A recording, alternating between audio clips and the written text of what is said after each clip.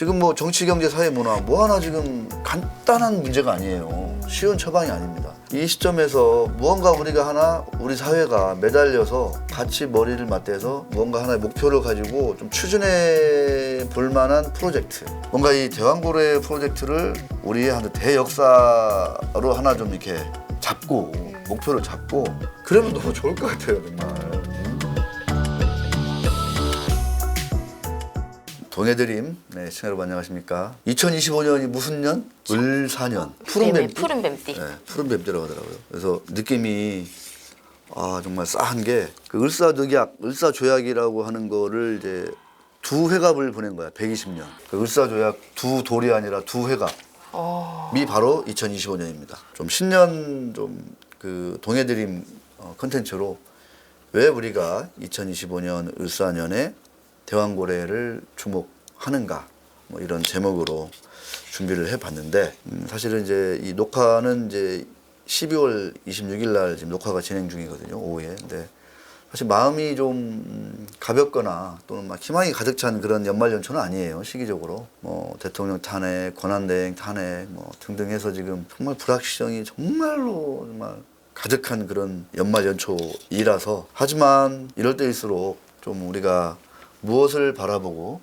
한 해를 좀 구상하고 준비해야 되는 것인지 이런 얘기를 좀 한번 같이 나누고 싶어서 좀 준비를 해보았습니다. 2024년을 보내면서 많이 좀 들었던 생각은, 야, 이 와중에도 정말 러시아 우크라이나 싸우는 거 보니까 이 전쟁이라는 게 공존하는구나. 2024년에 비상계엄이 갑자기 터지면서 많은 분들이, 야, 비상계엄?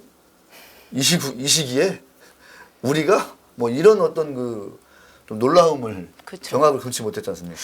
세상은 정말 예측이 어렵다 이런 생각이 들고, 자, 우리 한반도를 보면 미국의 영원한 라이벌 중국, 미국이 아무리 때려도 중국은 중국이다. 엄청나게 큰 나라가 어떻게 지금 탈바꿈하고 있는 건지 우리는 잘 모릅니다.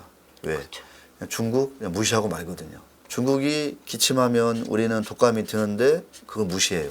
불편한 진실이에요. 그 다음에 일본 경제, 일본 자본시장, 주식시장의 부활 엄청나죠 지금. 우리가 그렇게 일본 무시하고 살았는데 몇 년간을, 십수년을, 지금 우리가 그 반대가 됐다. 이것도 중요한 또 하나의 팩트가 되고 있습니다. 자, 우리가 지금 이런 시대를 살고 있다.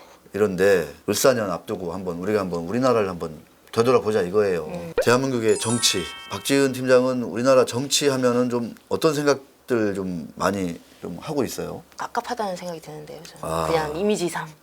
사실 실무적으로도 깝깝한 것들이 있습니다. 저는 이제 에너지 정책을 하는데 그 에너지와 정책이 이제 분리된 얘기입니다. 그래서 전체적인 산업 정책을 다루고 있는데, 그 정책이라는 부분은 사실 법이라든지 이런 것들이 개정돼야 되는 부분들이 많은데, 다 여야가 합의를 해놓고도 그 정쟁 때문에 그 법안을 못 만드는 상황들, 이런 상황들을 보면 참 답답하다. 그런 법안들이 꽤 있잖아요. 특히 뭐 에너지 관련해서는 더 많고요. 그래서 네. 다 합의해놓고 뭐 갑자기 뭐 탄핵 정국이라서 못하고, 갑자기 또 무슨 정국이라서 못하고, 그 실제 어떤 사안이 아니라 그 다른 이유 때문에 그런 것들을 법 개정 못하고, 네, 법안을 못 만들고 이런 것들을 보면서 좀 깝깝하다. 실제로 이제 뭐 의원분들이나 뭐 보좌관 비서관들하고 얘기를 해보면 다 우리도 필요하다고 생각한다. 필요하다. 합의도 네. 다 됐다. 됐다. 근데 땅땅땅이 안 되는 안 거예요. 되는 거예요. 그러면 이게 도대체 무엇인가 참 깝깝하다.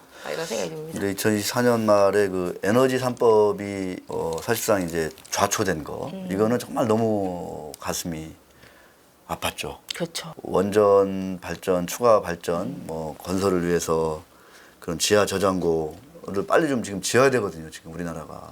그 다음에 이제 송전 배전탑 이거 건설하는 거 정말 너무 지금 비용을 많이 치르고 있어서 이거 지금 지자체가 주도로 좀 협의해서 좀 송배전 시설을 좀 공사할 수 있도록 좀 바꾸자, 이런 것도 안 되고, 저는 우리나라 정치 생각하면 이런 것들이 어떤 우리의 민생, 맨날 말로만 민생 하는데 결국 정치가 민생의 발목을 잡는다.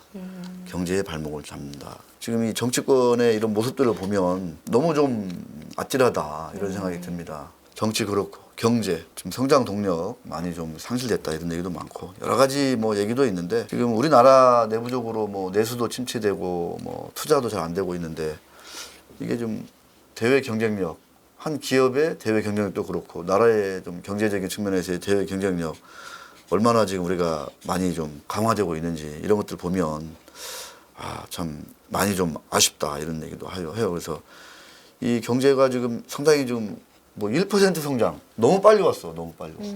우리가 두 자릿수 성장 시대를 오랫동안 살다가 근데 갑자기 5% 이하로 가더니 그냥 뚝 1%대가 된 거야 이게. 너무 무서운 얘기죠 이게. 근데 이거를 또 반전시킬 만한 뭔가가 있느냐 만만치가 않습니다. 잘 안 보이는 것 같습니다. 네, 그러니까 옛날에는 그래도 이제 대중소기업 뭐 상생 뭐 이런 얘기도 많이 하고 그랬었는데 지금은 이제 그런 얘기도 안 한다. 좀 그러니까 사회의 어떤 그 기반 저변이 좀 많이 좀 약해진 게 아니냐. 대기업들은 한참 커져가지고 정말 이렇게 매출도 커지고 이익도 많이 늘어나고 그래서 뭐 스스로 홀로서기 할 수 있는데 그 아래로 가보면은 너무 큰 격차가 난다. 산업 차원에서의 어떤 중산층이라고 해야 네, 되나요? 그게 딱 그렇죠. 비었다는 이제 그렇죠, 말씀이신 그렇죠. 거죠. 네. 사실은 이제 기업의 한 동반자라고 하는 많은 이 1,400만 주주라고 하지 않습니까 우리가 이 주주분들이 지금 제대로 진짜 뭐 설 자리가 있는 건지 응당한 대접을 받고 있는 건지 이게 또 이제 2024년에 큰 이슈가 되고 그렇죠. 됐잖아요. 됐었죠. 그죠? 네. 예. 어쨌든 간에 뭐 2025년에 그 부분도 아마 계속 좀 논의가 될 것 같습니다. 네. 자, 그래서 정치, 경제, 사회, 출산율, 실업률, 의대, 로스쿨로 얘기되는 그런 학원 사회, 우리나라의 교육 문제, 노인 문제, 지방 소외 문제, 뭐 하나 간단한 게 없다. 고령화 문제, 노인 문제. 이거 정말 이거 뭐. 너무 심각하죠. 예, 참 하나하나 처방이 어렵다. 네. 지방 균형 발전. 우리가 이제 공기업 지방에 있어가지고 가보지 않습니까? 눈물 나요, 진짜. 그렇게 많은 예산 들여가가지고 공기업들 다 지방 여기저기 이제 배치해 뒀는데 그렇다고 지방이 살아나느냐? 또 그렇지도 않아. 그렇지 않죠. 이런 것들이 정말 우리가 안고 있는 정치, 경제, 사회, 뭐 문화도 뭐 사실은 뭐 우리가 K-팝하고 내일 모레 이제 오징어 게임 2 나온다고 하잖아요. 오늘 나옵니다. 정말 안타까운 게 뭔지 아냐? 어마어마한 쏠림이다. 어마어마한 쏠림. K-컬처, K-팝, K-드라마, 영화도 넷플릭스하고 그다음에 이 인스타 같은데 K-팝 같은 거 인스타에서 띄워주는 몇 개 음악만 나간다. 넷플릭스에서 트는 드라마, 영화 몇 개만 나가고 그 감독만 몇 명 뜬다. 나머지는 아예 지금 명함을 못 냅니다. 찍어놓은 게 지금 수십 개, 수백 개인데 틀지를 못하는 거예요. 틀지를 못. 왜? 틀면 적자. 문화 심각합니다. 심각해. 정치, 경제, 사회를 문화까지 다 봤는데 네. 약간 쏠림의 문제가 되게 큰 것 같네요. 엄청나죠. 그러니까 뭐 예를 들어서 고령화, 아기는 안 낳고 안 나고. 너무 벌어져 있고 사실 의대 로스쿨 아니면 안 보내 안 너무 보내. 벌어져 있고 그런 문제들 그 지방과 서울과의 격차의 문제 뭐 이런 뭐 대기업과 소기업과의 격차 그러니까 쏠림의 문제가 좀 크다는 생각이 드네요. 그러니까 이제 정상적인 기능을 각계각층에서 좀 이렇게 제대로 하지 않고 있다는 거죠. 그러니까 그래서 상위 뭐 1% 또는 네. 5% 안에 들지 않으면 나는 하위 80%, 90%가 된다. 이런 위기감 속에서 하루하루 살아간다. 이런 얘기예요. 그래서 너무나 빠른 일본화가 되고 있다. 제가 이제 왜 이제 대왕고래를 이제 우리가 2025년에 주목하는가? 지금 뭐 정치, 경제, 사회, 문화 뭐 하나 지금 간단한 문제가 아니에요. 쉬운 처방이 아닙니다. 자, 그런데 저는 왜 대왕고래를 주목하느냐? 이 시점에서 무언가 우리가 하나 우리 사회가 매달려서 같이 머리를 맞대서 무언가 하나의 목표를 가지고 좀 추진해 볼 만한 프로젝트 그런 큰 역사 대역사라고 하죠. 그런 거를 우리가 하나 선정해야 된다. 뭐 TSMC 따라잡기 뭐 이렇게 해도 좋아. 근데 그거는 이제 너무 좀 특정 기업에 이제 국한된 거니까 그렇죠.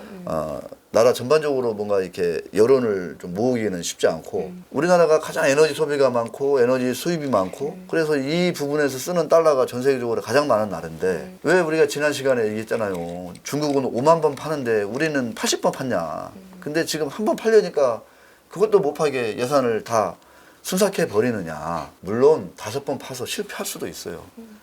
근데 중국은 5만 번 파대잖아. 5만 번. 그래서 우리도 그런 거를 좀 주목을 해서 뭔가 이 대왕고래 프로젝트를 우리의 한 대역사로 하나 좀 이렇게 잡고 목표를 잡고 우리가 여기에 어떻게 예산을 써서 처음, 중간, 그다음에 뭐 어떤 결정에서 그 과정을 투명하게 어떻게 세워서 이거를 좀 진행하면서 국내 기업과는 민간 자본과는 어떻게 협력하고 해외 자본은 어떻게 유치하고 해외 기업들은 뭐 어떻게 좀 데려다가 좀 부려먹고 활용하고 그래서 매출이 나면 이익이 나면 이거를 어떻게 그러면 너무 좋을 것 같아요 정말 정말 좋을 것 같습니다.